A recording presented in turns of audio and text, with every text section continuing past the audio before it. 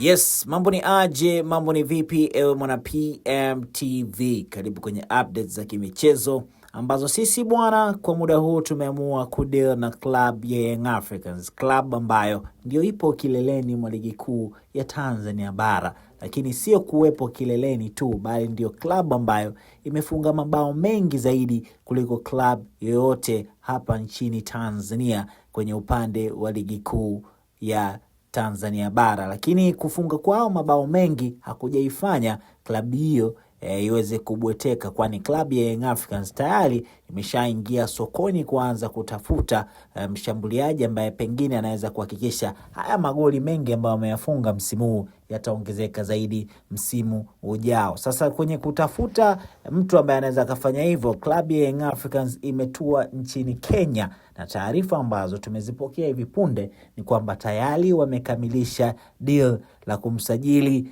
mshambuliaji kutoka klabu ya Polisi Kenya anayefahamika kwa jina la Ivis Koutiama mwenye umri wa miaka 27, utaifa wake ukiwa ni Burkina Faso, ama unaweza kumuita Mbukinabe. Kwa taarifa ambazo tumezipata ni kwamba kila kitu kimekamilika jana usiku, na tayari Koutiama amesign kandarasi ya miaka 2 kuwatumikia wananchi. Na Koutiama kwenye msimu uliopita ndani ya ligi kuu ya Kenya alifanikiwa kufunga mabao 10. Lakini pia taarifa ambazo tumezipata kwamba ni Young Africans wamevunja mkataba wa Koutiama pamoja na klabu ya Polisi, sio kwamba wamesubiria mkataba wake uishe. Na hii yote ni kuhakikisha Young Africans msimu ujao wanakuwa bora zaidi. Lakini lile panga ambalo tuliambia litapitishwa kwa kina Celestine kuwa pengine wakati wake ukawa umefika, kwa sababu wamemsajili mshambuliaji wa kimataifa.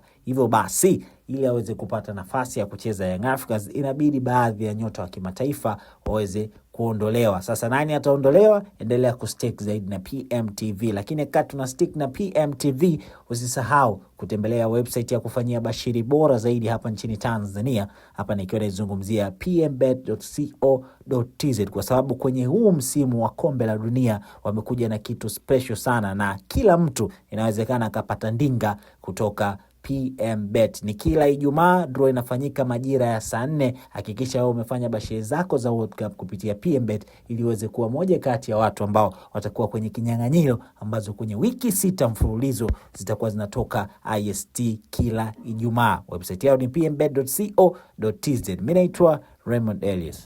Aviator, rusha ndege, ushinde. Wapi utatua? Uamuzi ni wako. Aviator inapatikana kupitia pmbet.co.tz.